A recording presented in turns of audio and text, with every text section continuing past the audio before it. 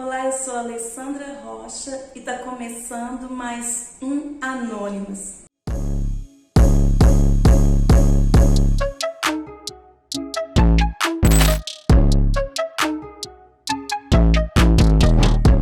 O Anônimas de hoje conta com a Priscila Pilar.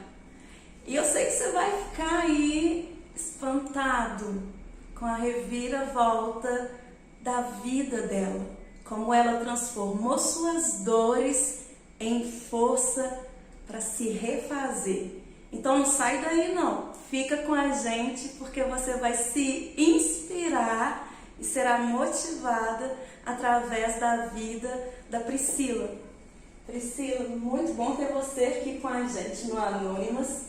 Eu sei que essa história vai influenciar muitas mulheres que também estão vivendo coisas como você e sem saber como lidar com tudo isso.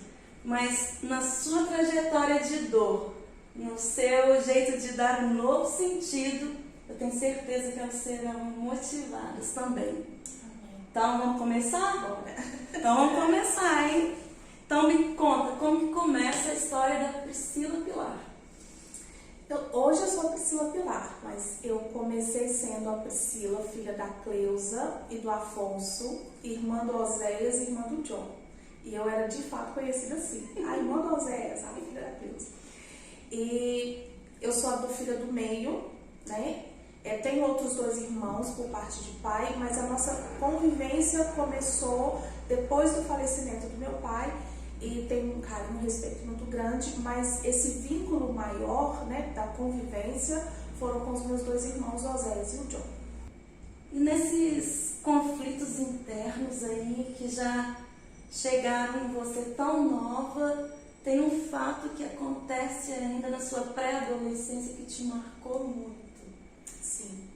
Fala pra gente, Priscila. Antes desse fato, eu com 9 anos, que é quando eu começo a ter as minhas memórias, as minhas próprias lembranças, eu comecei já a desenvolver o meu corpo. E para mim era muito difícil aceitar isso, entender isso. As meninas de 9 anos não tinham o corpo da forma como eu tinha. Eu lembro que meu primeiro sutiã foi meu pai que comprou e me deu, porque eu tinha uma resistência em aceitar. Então a professora chamou a minha mãe, meu pai foi à escola, para poder falar, olha, é necessário, a roupa da escola é transparente e já está grande. E aquilo para mim era assim, nossa, a morte, né? Era criança. Criança, 9 anos, e eu tinha o corpo, na minha concepção, eu tinha o corpo de mulher, então eu não aceitava isso, porque eu era criança. Então essa dificuldade com o meu corpo me fez esconder durante um bom tempo da minha vida. E aí, com 11 anos, eu tive uma tentativa de estupro. Eu fui a uma mercearia, hoje ela não existe mais naquele local. Era uma mercearia que eu já tinha o hábito de frequentar, mas eu sempre estava acompanhada, ou quando eu ia sozinha, sempre tinha alguém lá. E aconteceu de um dia eu ir a essa mercearia sozinha, não tinha ninguém lá. E o dono dessa mercearia, ele tentou me violentar.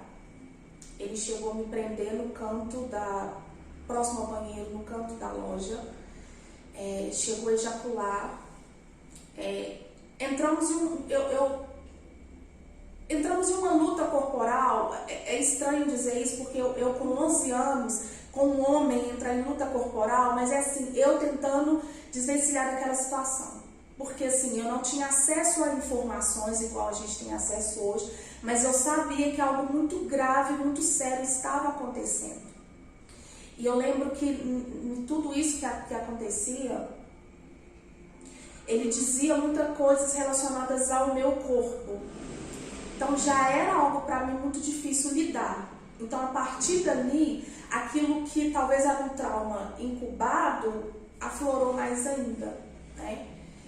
E naquilo de tentar sair daquela situação, naquele desespero, muito medo, eu consegui me soltar. Eu consegui correr e eu me calei por medo. A relação que eu tinha com meu pai me fez ter certeza de que meu pai iria me defender E mesmo eu, nessa época, com 11 anos, eu consegui pensar no que poderia acontecer com a vida dele, com a integridade dele, ele indo me defender. Eu me senti culpada, porque eu começava a pensar assim, será que se meu corpo não fosse dessa forma, será que isso teria acontecido? E eu lembro que assim, eu estava resistente em usar o sutiã, mas a partir daí eu comecei a usar dois sutiãs, o sutiã e o top, sempre. Porque na minha concepção aquilo ia apertar e ia esconder. Eu cheguei a pensar a arrancar os meus seios com uma faquinha, improvisei uma faquinha com uma caneta, naquela época a gente fazia, né, faquinha para escola, e eu cheguei a improvisar esse estilete a fim de arrancar o meu seio, porque pra mim aquilo era o motivo, sabe? Se não tivesse ele ali, aquilo não teria acontecido. Então, o medo, a culpa, eu lembro que eu senti muito nojo. Tanto é que quando eu me acalmei, eu cheguei em casa, eu não entrei direto para casa, eu fui para casa da minha avó. E quando eu me acalmei, controlar a respiração, eu cheguei em casa, eu fui tomar banho porque eu me sentia suja. Hoje eu tenho noção de tudo o que aconteceu. Naquela época eu não conseguia dar nomes, a minha roupa molhada, úmida, eu não tinha noção exata do que era aquilo, do que ele tinha. Não tinha. Né? A nossa infância antigamente era marcada por muita inocência, não que hoje não seja, mas hoje as crianças têm acesso a muita informação. Eu falo isso porque eu tenho um filho de 7 anos. E não que ele tenha essa noção real, né, das coisas, mas ele tem informação. O mundo mudou muita coisa. E aquela crise de ansiedade que eu comecei a perceber essa crise de ansiedade quando eu estava longe do meu pai. Todas as vezes que eu estava longe dele, eu percebia que o medo de entrar em um conflito alterava a minha respiração, aquele pressentimento, aquele aperto no peito. Então tudo aquilo aflorou mais ainda a partir dali. E eu ter me silenciado, eu acredito que intensificou a dor, ao ponto de, num dado momento, tanto é que eu nunca expus isso. Pouquíssimas pessoas sabem, porque eu nunca me senti à vontade de falar isso. E hoje em dia, mais ainda, porque hoje em dia eu sei que tem muitas vítimas que se calam pelo medo de falar e ainda ser culpada, colocada como culpada mesmo sem ter culpa. Sim. O que você fala aí de se sentir culpada pela transformação do corpo, algo super normal, né? Ainda que precoce, né, naquela idade. Muitas mulheres com certeza, né, silenciam suas dores, foram abusadas e ainda se sentem culpadas. Mas, sabe, eu acredito, Priscila, que a nossa dor, ela pode trazer um novo sentido. Aquilo que veio para tentar ferir você, para te matar, pode hoje libertar muitas mulheres. Porque você não é culpada. O agressor é o outro, você é a vítima. Então, você pode escolher sim sair do silêncio e falar sobre isso, para que outras mulheres, né, não caiam na mesma situação que você. Sim. Diante desse medo aí, Priscila, dessa culpa de não falar com seus pais, de não contar para ninguém, como que isso vai refletindo aí na sua adolescência? Porque a gente já estava no comecinho, né? Pré-adolescente. Como que continua a vida aí a partir desse episódio? É como se eu tivesse deletado isso da minha memória para eu não sofrer, porque todas as vezes que eu pensava nessa situação era uma dor e um medo muito grande. Eu tinha medo de encontrar aquela pessoa, eu tinha medo de vir atrás de mim, eu tinha medo dele achar que eu poderia contar para alguém e fazer alguma coisa comigo. A gente ficou durante muitos anos sem se ver, então comecei a ver depois de um tempo, fechou, morávamos em ruas diferentes, nosso trajeto era diferente. Eu fui ver essa pessoa, já estava na minha fase adulta, já era mãe, e numa situação assim muito, totalmente assim, eu não cogitava a possibilidade de encontrar aquela pessoa naquele lugar, naquele momento. E aí todo aquele sentimento que eu tive lá atrás, quando eu bati o olho na pessoa, eu senti novamente. E aí na minha cabeça, ainda quando eu penso sobre isso, eu não poderia ter me calado, porque o meu silêncio provavelmente pode ter feito outras vítimas. Hoje eu não carrego culpa por isso, porque teve, durante um bom período que eu carreguei a culpa, tanto do que aconteceu, como também do meu silêncio, porque esse silêncio gera esse sentimento de culpa. E se alguém mais foi abusado, e se alguém mais não teve a sorte que eu tive de conseguir sair daquela situação? Sim, pensei isso durante muito tempo. Hoje, se eu pudesse voltar atrás, com a cabeça que eu tenho hoje, eu não teria me calado.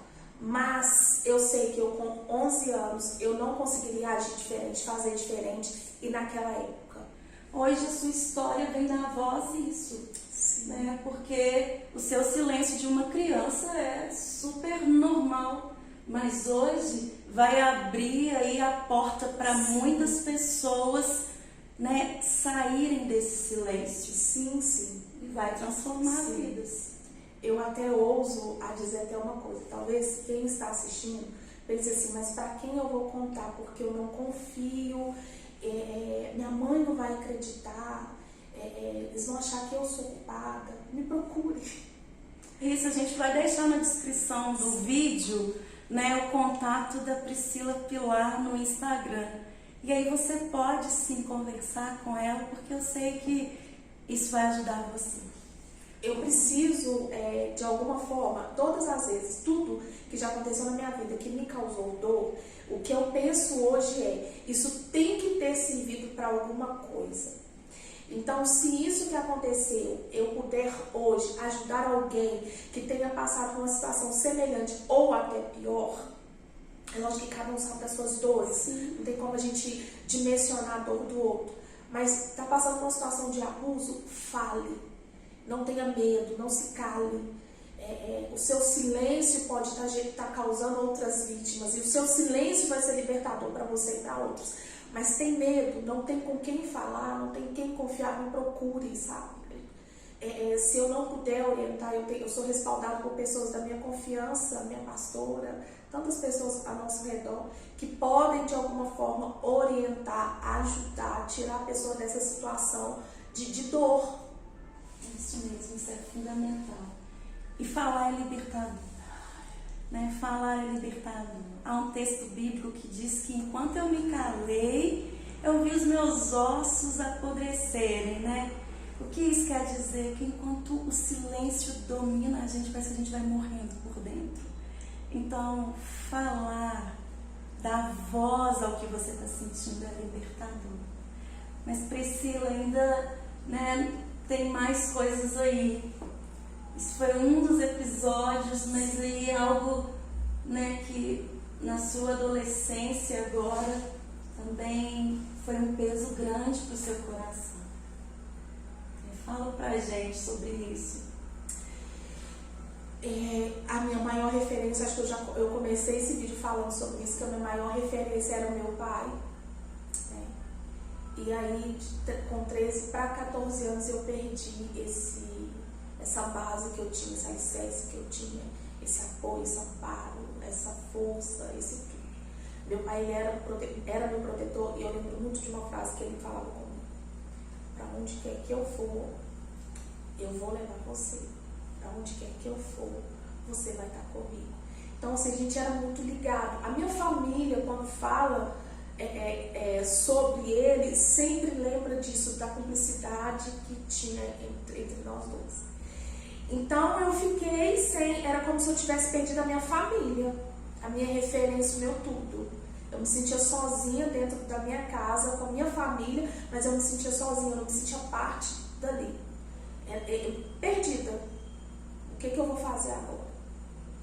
E aí, esses conflitos, né, com a minha mãe, eu acredito que se intensificaram um pouco mais até porque eu já estava na adolescência. A adolescência já é uma fase muito complicada. O adolescente ele é complicado. E aí se intensificou ainda mais. E eu tinha na minha cabeça o seguinte: eu tenho que sair de casa. Eu preciso arrumar um lugar para poder morar. Só que eu era babá, gente. Eu ganhava R$60. Quando você vai com R$60 no bolso pra morar na onde? Não. E aí eu pensava muitas coisas, o que eu poderia fazer. E entrei num relacionamento, que foi um relacionamento assim muito difícil pra mim. Mas que me fez também a mulher que eu sou hoje. Acho que eu aprendi, eu sofri algumas coisas na minha vida, mas eu não sou vítima, coitada por isso não. Esse sofrimento foi necessário. Cada um aprende de uma forma.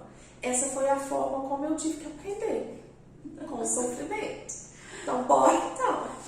Me conta, como que foi esse primeiro relacionamento? Era um relacionamento que era uma paixão platônica. Então, assim, quando se tornou realidade, o relacionamento, né, aconteceu, eu estava deslumbrada. Eu estava vivendo uma realização de uma paixão e tal. E eu fui alertada por diversas pessoas que já conheciam a pessoa e me falavam: olha, eu quero melhor para você. E esse relacionamento não é um relacionamento que vai te fazer bem.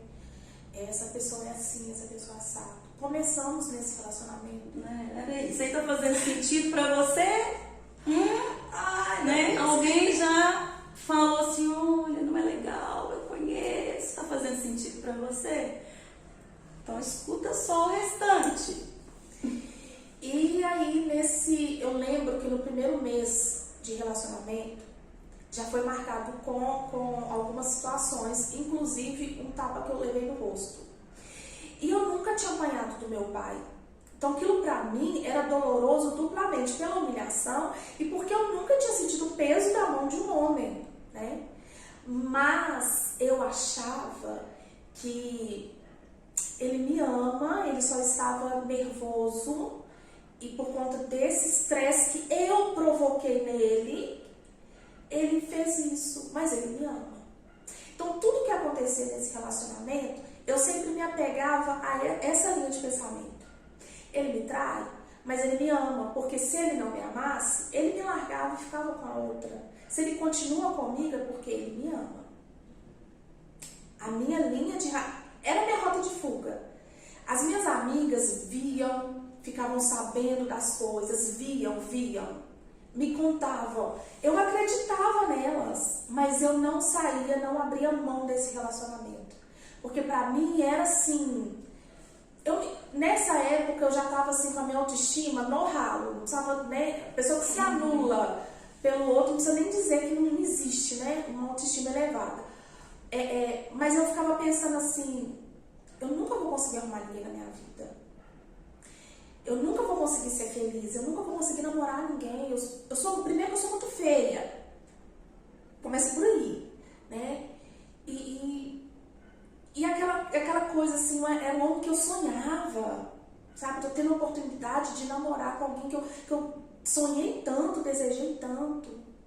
Então, assim, foi um relacionamento que lá atrás, hoje olhando lá atrás, né? Eu já me anulava, já me inferiorizava.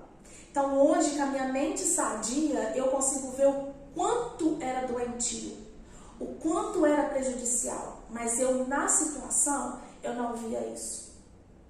Eu era feliz, ao meu jeito, ao meu ver, eu era feliz.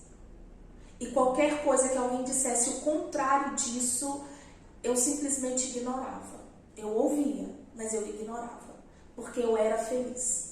Esse amar demais, Priscila, esse amar menos, é uma realidade de muitas mulheres. Sim.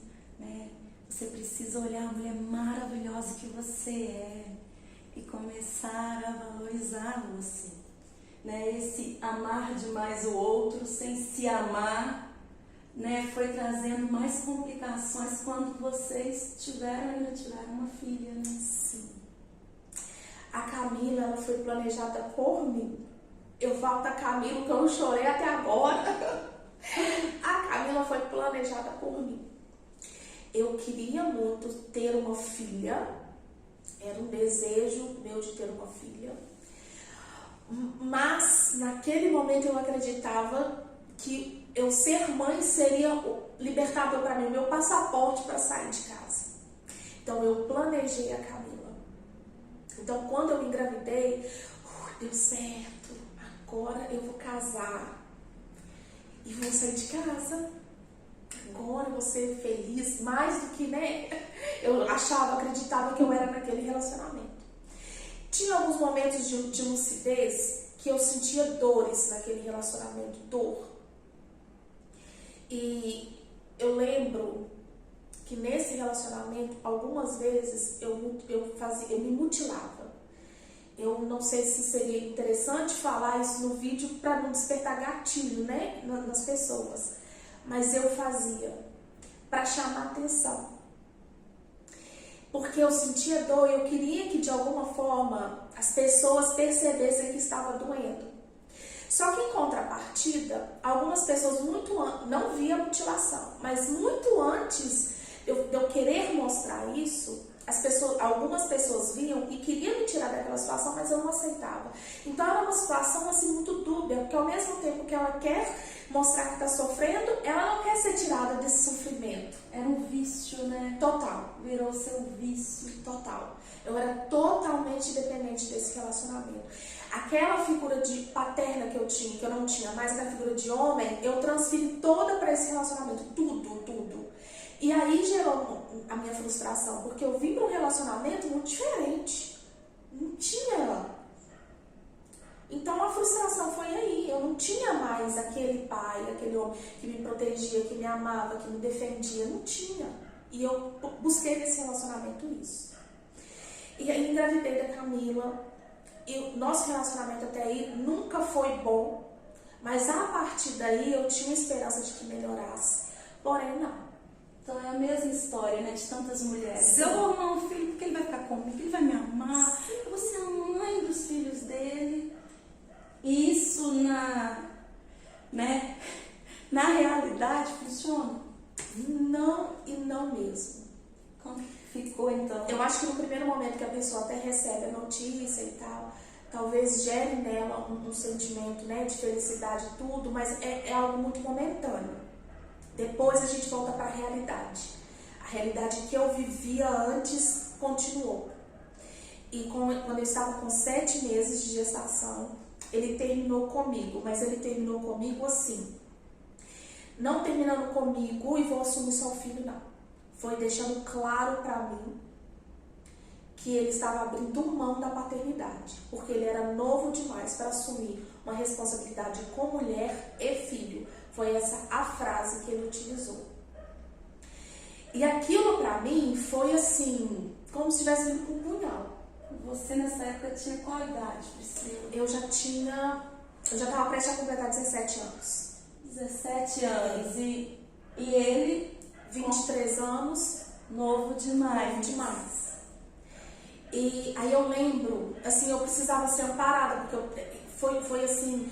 Pra mim era surreal, eu não imaginava viver aquela situação. Então toda a situação de dor que eu tinha vivido até ali, naquele momento, pra mim anulou todas as outras dores. Porque era assim a maior dor da minha vida, sabe? E tal. E aí minha mãe me acolheu de uma forma assim que eu falei assim, nossa, era isso que eu tava precisando. Só que assim, não foi aquele acolhimento, vem cá minha filha e tal. Não, foi, você quer ficar com ele? Quero. Aí meu irmão foi atrás dele. E nesse ir atrás dele, ele se sentiu intimidado, obrigado a voltar comigo. E aí voltamos e ele deixou bem claro a respeito desse sentimento, né, nele. Olha, querem me obrigar? Então eu vou. Mas a partir de hoje vai ser assim, assim, assado. Na verdade, a proposta que ele fez era o que a gente já vivia. Ali ele só estava oficializando com o que seria. E eu lembro que em uma dessas nossas conversas, eu falei com ele assim, olha, só não deixa eu ficar sabendo, me conta, porque me dói muito mais quando os outros chegam e me contam. Quando os outros chegam e me contam, me dói mais. E se você chegar e me contar, não vai doer tanto, porque eu vou ficar sabendo pela sua boca. Te contar dos relacionamentos dele, né? Chegou vezes de eu sentar na pracinha com Camila no colo e não saber pra onde eu ia. Aí alguém passar E aí naquele bate-papo, onde você tá indo, tipo assim, não tem pra onde ir, vamos pra minha casa. Aí eu dormia lá. Aí no outro dia já procurava uma outra casa. Já teve vezes eu ir pra casa de alguma amiga próximo da hora do almoço e lavar uma roupa, arrumar uma casa em troca de um prato de comida. E às vezes eu sentia fome, óbvio, mas era pensando na Camila, porque estava dando a hora do almoço e eu não tinha o que fazer. E em tudo isso que eu vivi, eu sempre vi a mão de Deus ao meu favor, mesmo sem merecer. A graça tá aí, né? Mesmo sem merecer, porque Ele sempre levantou pessoas para poder me ajudar. Eu lembro uma vez que duas amigas minhas, a Ivone e a Luciana, elas me levaram no supermercado. Eu não tinha nada em casa. Elas me levaram no supermercado e falaram assim: pode pegar o que você está precisando. Aí eu assim, sem acreditar. Tipo assim, Como pode? E eu ainda pegando assim, nem o que eu posso pegar? O que eu posso pegar? E assim, todas as vezes, no momento assim de total desespero, e agora o que eu vou fazer? Deus vinha pro escape. Deus, uma vez Ele me prometeu que Ele nunca ia deixar faltar o que comer, o que beber, o que vestir. E por mais que foi assim, mas nunca faltou, nunca faltou. Houve a necessidade, mas Deus teve presente em todas elas. Ele veio surpreender, né? Você tá doido. Deus é bom demais. E aí, nessas fases todas, a Camila, né, acontece da Camila adoecer. Sim. Como que foi, Priscila, esse tempo com ela, o que ela teve? A Camila sempre foi muito saudável, mas com 7 anos ela teve uma inflamação no cérebro causada por vírus. É uma inflamação diferente da meningite. Essa inflamação chama encefalite. A meningite é uma inflamação causada por bactéria na membrana que cobre o cérebro. A encefalite é um vírus que aloja no cérebro. Então, com a meningite, tem um antibiótico que trata essa inflamação, mata a bactéria. A encefalite tem um medicamento que mata o vírus, porém não trata essa inflamação. E aí esse dano no cérebro é a sequela que fica, né? E a Camila estava com sintomas de gripe, normal. Tanto é que quando eu cheguei com ela no hospital, ela foi diagnosticada com uma virose. Ficamos em observação porque ela tinha vomitado muito, então precisava ir pro soro e tal. E aí, uma observação evoluiu para um CTI, depois de 24 horas, com 3 dias em intubação, com 5 dias entrou em coma, assim, minha vida virou de cabeça para baixo. Então, todas aquelas dores se tornou praticamente nada diante daquela dor que eu estava sentindo. Primeiro, por não saber, não entender tudo que estava acontecendo. E depois pelas notícias que me chegavam, assim, nunca era uma notícia de vida, sabe? Eu lembro exatamente o dia que o médico falou comigo que ela estava correndo risco, né, de morte. E eu sentia tanta dor, mas tanta dor, eu desci correndo, assim, me joguei no chão do estacionamento, gritava, chorava muito. E liguei para uma amiga minha, para a Vilma, e a Vilma falou assim: quem falou que ela está quase morrendo? Esse médico acabou de me falar. Falou assim: sobe lá e profetiza vida nela. E aí ali eu juntei meu caquinho, porque eu tava um caco, juntei meu caquinho e fui profetizar a vida onde tinha sido decretado morte. Né? E aí não foi um passe de mágica, né? Mas eu colocando a minha fé em ação, eu comecei a ver o resultado. Quanto tempo dura esse processo? Esse processo todo foram 58 dias. Foram 2 meses em todo esse processo. E minha mãe, nesse período, foi muito presente na minha vida. Houve essa aproximação que não teve lá atrás? Foi fundamental. Eu tive muito, foi o que eu falei, para todos os meus momentos de dores, eu sempre teve um escape, sempre trouxe alguém.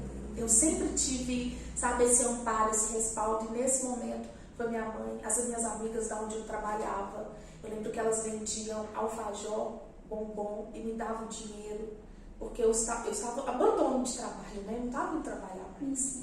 Porque eu não tinha como, eu não saía do hospital. Eu não tinha cabeça. E quando a minha mãe começou a revezar comigo no hospital, primeiro ela ia todo domingo para eu dormir em casa. Depois ela começou a ir domingo e quinta. Eu tinha medo de ir para casa, porque quando eu voltava, eu tinha aquela sensação que a Camila tinha piorado. E aí, paralelo a isso, o relacionamento, que eu ainda estava nesse relacionamento entre idas e vindas, passou por um processo muito decisivo. Porque foi o momento que eu mais precisava, hoje eu entendo que como casal, como marido e mulher, os momentos de maiores dificuldades estão juntos. Sim. E eu não tive isso. E pra mim, mesmo em meio à dor, foi libertador nesse sentido. Porque eu comecei a ver coisas, enxergar coisas que há anos eu me neguei a enxergar.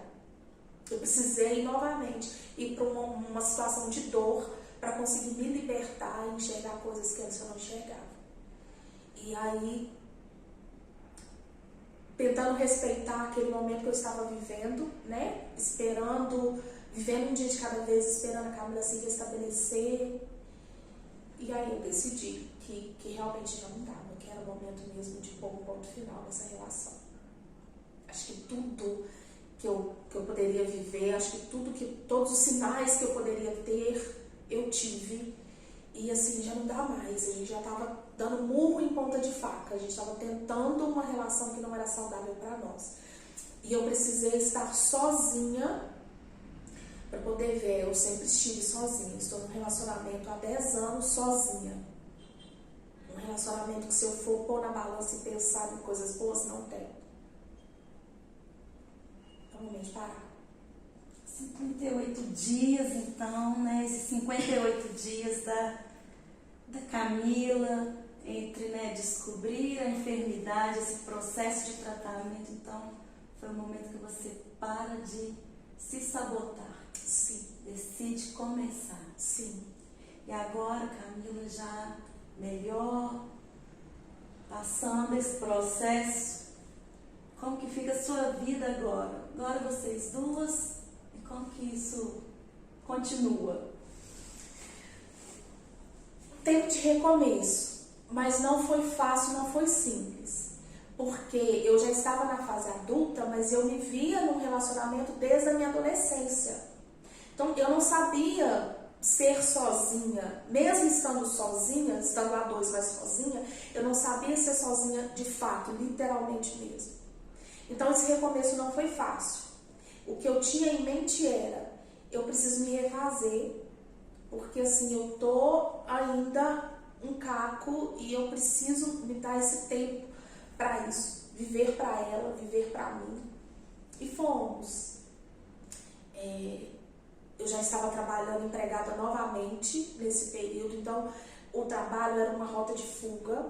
A minha mãe, nesse processo, estava ficando com a Camila para eu trabalhar, porque diante de tudo isso, a Camila teve algumas sequelas, então ela dependia muito, né, de um adulto, e a única pessoa que eu confiava era minha mãe. Nessa reviravolta toda aí da vida, era minha mãe. Mas ainda o meu relacionamento com ela não ajustava. A gente tentava, mas dava choque. Eu comecei, aí antes disso, já tô quase acelerando o processo. E aí, para minha grata surpresa, nesse processo de querer viver, de querer aproveitar junto com a Camila, fomos fazer nossa primeira viagem para a praia. Vamos à praia, vamos. E queria aproveitar, paguei hora no trabalho, trabalhei igual doida para poder conseguir ficar 4 dias na praia. Fui com R$300 no bolso para ficar 4 dias com a criança numa praia. Tô rica, vou tomar o dia todo. E tá, passagem paga e tal, então vamos embora. Cheguei na praia, conheci o grande amor da minha vida. Opa, pausa aí. Grande amor na praia. Na praia. Porém, esse grande amor morou na rua da minha casa a vida inteira.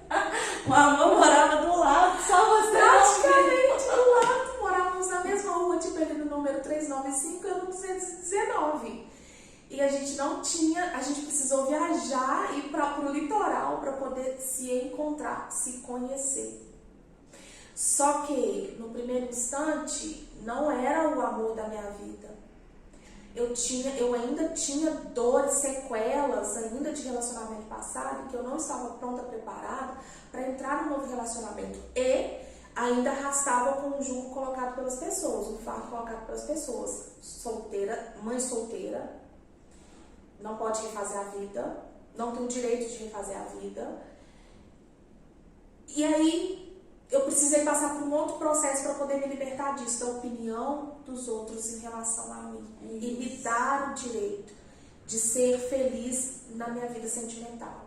Isso é libertador, né? Deletar as opiniões, porque você tem direito de ser feliz e merece. Sim. Mas as pessoas, elas se tornam, porque são pessoas que tantas vezes nos ferem, mas Deus vai usar pessoas também para nos curar. Então, tá no nosso domínio, né? Quem a gente vai deixar chegar perto ou não. E aí, quando que você entende, eu posso, eu mereço, sim, refazer minha vida? Quando eu comecei a entender que tudo aquilo que eu buscava e que eu buscava no relacionamento, eu tinha pedido a Deus, estava ali. E é lógico que não foi, a gente tenta resumir ao máximo, mas até chegar nisso, tantas coisas acontecem, até a gente conscientizar e ter essa convicção, tantas coisas acontecem. É um processo. Nossa, é um processo doloroso, libertador, enfim. E aí quando eu me permiti, eu lembro que, assim, uma vez eu vi um casal de mão dada na rua e eu fiz a seguinte oração: meu Deus, eu não tenho inveja, mas eu gostaria muito de ter um relacionamento que eu pudesse andar de mão dada sem ter vergonha. E que eu pudesse apresentar como meu esposo, ele me apresentar como minha esposa, a gente ter orgulho e ser feliz de verdade. E aí, quando eu conheci meu esposo, eu lembrei de todas as orações, de tudo que eu havia pedido a Deus em oração, inclusive dessa oração. O Dan também foi lapidado. O Dan, quando ele chegou na minha vida, assim, a Camila fazia fisioterapia, a Camila tinha controle com pneumologista, a Camila tinha, assim, era a semana inteira eu por conta da Camila, e naquela correria leva pro médico e deixa na minha mãe e corre e vai pro trabalho. Era assim, era muito corrido, Dan solteiro, assim, aproveitava a vida dele ao máximo, trabalhava, assim, muito responsável em relação a isso, que era outra coisa também que eu falava com Deus, sabe? Que eu queria ter alguém que eu admirasse e falasse, cara, que cara trabalhador e tal. E aí, Dan, ele teve todas as oportunidades, a possibilidade de falar assim, não quero isso pra minha vida, porque eu vivo uma vida assim, sou livre. Já vou chegar já com a mulher, com filho e ainda cheio de problema. Só que o fato dele nunca ter pensado em não querer isso foi assim, algo assim que me desmontou, me desmoronou. Aquela armadura que eu tinha criado, assim, desmoronou. E naquele momento eu vi, é isso que eu sempre pedi a Deus. Porque vem um homem aí que não quer dividir você, né? Aí eu quero a Priscila, mas eu não quero a filha da Priscila. Ele amou vocês, sim, né? Isso é fundamental aí para chegar. E até pelo que tinha acontecido com 11 anos de idade, eu tinha muito medo de entrar no relacionamento e ter uma filha, que ainda tinha isso. Então, assim, Deus, ele preparou tudo. E aí, eu me permiti. E que bom que eu me permiti. Que bom, porque hoje eu posso dizer que eu sou feliz, eu sou muito feliz na minha vida sentimental, que era coisa que eu nunca imaginava. Nunca imaginei que eu ia conseguir refazer. E o Dan sempre foi amigo da minha mãe. E eu não sabia. Tava tudo ali. Essa semana, a gente estava olhando fotos antigas, várias fotos dele com a minha mãe abraçados. E eu falo assim, gente, pelo amor de Deus, onde que ele estava? Eu não via. Que cegueira era essa? Que eu isso, gente? Mas assim, naquela época não ia ter chance. Magrinho, tadinho, estranho, né? Era forte, não ia ter chance. Era por isso que eu não via. Quando veio pra minha vida, eu tava um pouco mais melhorada. E aí, o fato dele já conhecer a minha família, já conhecer a minha mãe e ter uma amizade com ela, quando ele veio pra minha vida, ele logo de cara, ele percebeu esse desajuste na minha relação com a minha mãe. E aí o Dan, ele veio pra quê? Pra poder fazer esse ajuste. De vez em quando dá umas faíscas, mas... Humanidade. Mas nos ajustamos. Eu lembro das conversas que nós tivemos acerca disso, dele falar assim, olha, isso acontece por conta disso, disso, disso, então vamos fazer assim, a partir de hoje você vai agir assim. Ele foi assim me orientando, porque, e sabe quando pra mim foi libertador a dor? Porque até então, eu acredito que esse desajuste, a dor que eu sentia ainda, era muito responsável por isso. Teve uma vez que a minha mãe, numa situação, ela me pediu perdão e falou que me amava. E minha mãe nunca, gente, falou que me amava. Até hoje, para poder falar que ama, é meio assim, mas de vez em quando ainda mandou mensagem falando que ama. Mas ela nunca tinha me falado. E na hora que ela me falou, eu assustei. E aí, naquele momento, eu entendi que a dor que ela sentia era muito maior do que a minha. Que ela tinha uma dor da culpa. Eu ainda tinha a oportunidade de entender aquilo e refazer, né, a nossa história. Ela achava que não tinha jeito mais. Então eu acho que perceber a dor dela, eu gosto muito de frisar isso. É respeitar a dor do outro. A minha dor não é respaldo para eu poder causar dor no outro. A minha dor não é respaldo para eu achar que a minha dor é maior do que o outro. Eu sempre gosto muito de me atentar a isso. Porque toda vez que eu me atento a isso, eu percebo a dor do outro. E quando eu percebo a dor do outro, de alguma forma, a dor do outro produz cura em mim. E foi aí que eu entendi o meu propósito. E assim, falar das minhas dores não é fácil? Não é. Mas todas as vezes que eu falo das minhas dores, elas produzem vida em alguém. Sabe? Ela é liberta de alguma forma. E é isso, estou aqui para isso. Eu emocionalmente eu não estava bem. Porque a conta chegou, sabe? Tudo aquilo que aconteceu. Guardar, né? Guardando, engolindo. Tudo aquilo a conta chegou. Tiveram coisas que aconteceram, que foram o que a gente chama de a gota d'água. E aí pronto. Aí eu me entreguei total à depressão, síndrome do pânico, ansiedade, me recusava a ter ajuda, a buscar ajuda. Fiquei durante muito tempo achando que, da mesma forma que eu entrei naquela situação, eu sairia dela. Antes eu não me entregava à dor, então agora vai ser da mesma forma.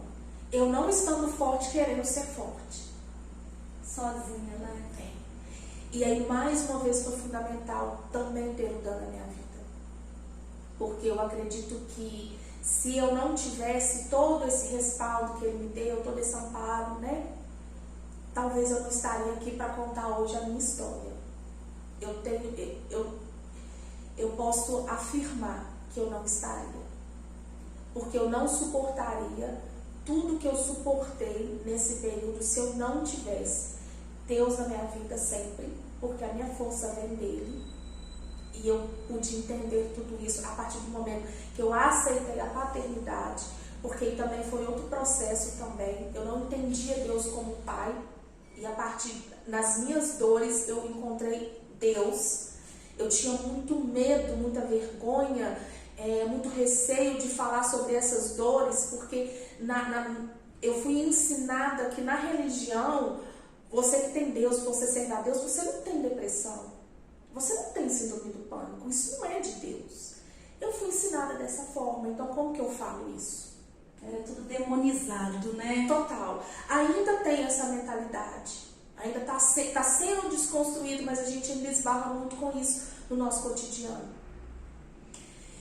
E só que aí eu percebi que eram os meus momentos de maior dor, era o momento que eu mais assim me sentia acolhida por Deus, sabe? Que eu mais me conectava a Ele. Então não tinha como eu demonizar toda aquela situação, se era o momento que eu mais estava próximo, perto, que eu me sentia mais ligada a Deus. E quando nessas barreiras em buscar ajuda, né, pela ignorância da religião, quando você busca, né, realmente ajuda, você já estava ali entendendo, se sentindo amada por Deus como filha, mas ainda precisava do que a gente diz que Deus deu todo conhecimento para todos. Então a função dos médicos, ela é fundamental, porque Deus deu essa sabedoria. Imagina a cabeça humana descobrindo essas coisas todas. Não, Deus está aí. Sim. E aí, quando você então consegue anular essa sabotagem e colocar aí a ciência e não a religião, porque a religião mata, mas essa paternidade de Deus te auxiliando. Teve 2 momentos. O primeiro momento, eu sou muito impulsiva. Testa curta. Sou muito impulsiva. Eu estava... E todo mundo assim, né? As pessoas mais próximas que viam, eu lembro que eu estava numa fase que eu não queria sair de casa, eu tinha pavor de sair de casa. E quando eu saía de casa, eu tinha pavor de voltar para casa, pavor assim, de chorar mesmo, de entrar em desespero, tanto para sair como para poder voltar. E as pessoas que presenciavam isso, assim, viam que não era normal. Eu não estava dormindo, eu engordei mais de 20 quilos. Foram muitas mudanças que tudo isso teve fisicamente, que assustavam as pessoas que estavam mais próximas. E as pessoas sempre falavam, procura um médico, por que você não procura um psicólogo? Procura um médico, sempre isso. E aquilo, de certa forma, me incomodava, né? Então, no impulso, uma vez passando na porta de um pronto atendimento, pedi para parar. Eu já estava à noite sem dormir. Eu dormia num período de 7 da manhã até umas 10. Era mais ou menos aí. Em 24 horas do dia era o período que eu dormia. Então, tomada do estresse, do sono e tal, aquele desespero, aquela dor. Uma dor assim, que não tem explicação. Ela está ali e não tem explicação. É um desespero para se livrar dela. E aí eu parei e entrei. Sem documento, sem nada. Tanto é que Dan me deixou no pronto atendimento, foi em casa buscar documentação. E aí eu passei a minha primeira consulta. E eu entrei no consultório, eu só sabia chorar. E falei com o médico, eu só quero dormir. Só quero dormir. E se você puder me dar alguma coisa para poder aliviar essa dor que eu sinto, para mim já tá bom. Mas assim, se não tiver, e eu conseguir dormir, para mim já tá bom, porque eu só quero dormir, eu só preciso dormir. E fui assim, ele me ouviu. Um médico assim, cheio de paciente lá fora, ele me ouviu. Então assim, aquilo para mim já foi o primeiro alívio, sabe? O primeiro assim, sabe, algum profissional me ouviu sem pressa para atendimento, tipo, próximo, me ouviu. E eu saí dali com encaminhamento para psicólogo, saí dali com a medicação que eu precisava e tal. Então, meu primeiro dia foi muito libertador. Lembro que estava tendo uma missa ao lado. E enquanto eu estava terminando a terapia, e eu desci chorando, e aquela sensação de não quero voltar aqui nunca mais. Mas ao mesmo tempo foi tão bom que eu quero voltar de novo. Conflito ali. E aí estava tendo missa numa igreja ao lado, e estava cantando assim, cura Senhor onde dói, cura Senhor vem aqui.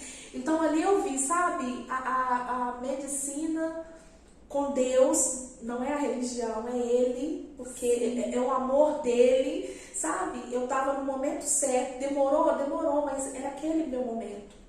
Isso. E ali, a partir dali, não que foi libertador, porque é um processo. Tem dias que eu acordo ainda sentindo essa dor, sim. Tem dias que eu não saio do meu quarto, sim. Tem dias que eu saio, assim, sorridente, atento, brinco com todo mundo, assim, totalmente expansiva. E chego em casa, vou direto pro meu quarto? Sim. Mas eu encontrei um caminho, sabe? Antes eu estava totalmente perdida, agora eu tenho um norte. Eu sei o que eu preciso para poder vencer tudo isso. Encontro mulheres que também passam pelas mesmas coisas que eu passo, sabe? E que bom poder hoje entender o que foi, o que eu tenho, né? E que um dia não vou ter mais. Então, agora com esses sentimentos aí ajustados, o Dan, a mãe, e aí vem presente de Deus para você aí, né? Pra gente fechar isso com mais um presente de Deus. E fui mãe do Mateus, sou mãe agora do Mateus. A sensação que eu tive foi de mãe de primeira viagem, né? Porque foi um espaço bem grande entre um e outro.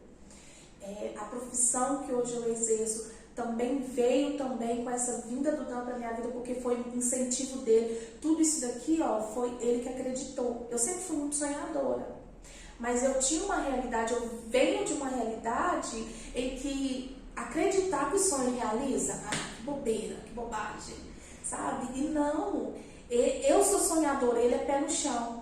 Mas o fato dele ser pé no chão, ele faz ele financiar e acreditar e apostar no meu sonho, sabe? Então, a profissão que eu exerço hoje, a família que eu tenho hoje, tudo isso veio desse novo tempo, né? Que começou lá na praia. Veio desse novo tempo, sabe? De Deus para minha vida, sabe? De ajuste mesmo. Eu acho que eu já falei aqui que eu não conto a minha história com o intuito de emocionar. O negócio não é esse. É de fazer a pessoa entender que acredita, vai dar certo. Eu acho que quem me conheceu naquela época e me vê hoje pode falar até mais do que eu. Sabe, para mim é assim, é maravilhoso eu poder compartilhar o que eu vivo hoje com pessoas que me conheceram lá atrás. E vi aquela Priscila tão sem perspectiva, tão sem futuro mesmo. E hoje consigo achar em minha segurança que eu preciso, consigo cuidar de mulheres. E numa área que sempre foi a minha dor, sabe, na autoestima. Para mim, assim, é gratificante eu poder cuidar de uma mulher e ela se olhar no espelho e ela se sentir mais bonita do que ela é. E ela só conseguir enxergar isso através do trabalho feito pelas minhas mãos. E é o que eu sempre tento trazer aos meus clientes para enxergar isso. Olha, você é isso aqui, só realçou o que já é, o que tá aí, sabe? Eu falei logo no início que eu maquiada parece que assim, só tá tudo aqui dentro, sabe? Aquela Priscila mais corajosa, mais empoderada, é um termo tão usado, né? Aquela Priscila empoderada, tá aqui. Se eu preciso colocar uma maquiagem para poder mostrar ela, ok, mas tá aqui, eu sou assim. Eu sempre fui assim, tenho minha fragilidade, tenho os meus momentos de caverna, mas eu sou assim. A minha essência é essa, sabe? Deus tem forjado até isso em mim, né? Para eu poder conseguir revelar a Priscila que eu sempre fui forte, através do meu trabalho, através da minha história, da minha família. Minha família não é exemplo de perfeição, não, tem os nossos conflitos, mas a gente se ajusta no amor, a gente se ama demais, a gente é parceiro demais, companheiro demais. E não só eu e meu esposo, nós ensinamos isso para Mateus e para Camila. Eles vão ter um padrão de família baseado naquilo que eles vivem, sabe? Eles têm um pai, eles têm uma mãe, que nós temos muitos princípios bíblicos, nós acreditamos muito, nós temos fé em Deus, nós acreditamos muito e nós não abrimos mão desses princípios.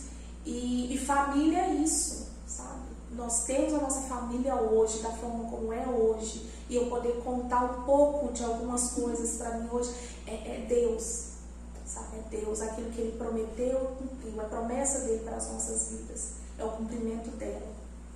Isso.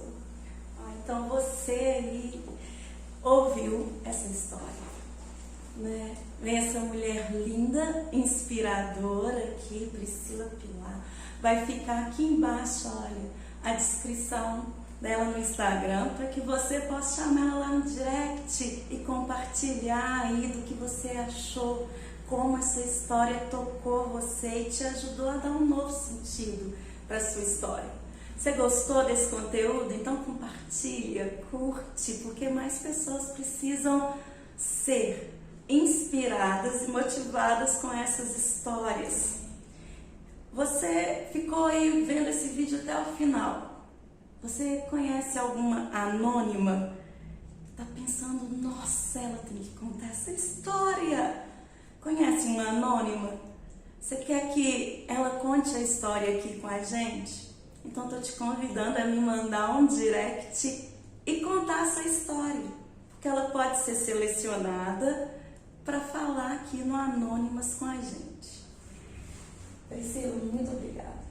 Mexer com emoções que estavam ali tão guardadas, mas eu sei que a sua dor está curando muitas pessoas. Muito intenso. E tenho certeza que pessoas vão procurar você para dizer como elas foram inspiradas a dar um novo sentido na caminhada a partir de você romper o silêncio.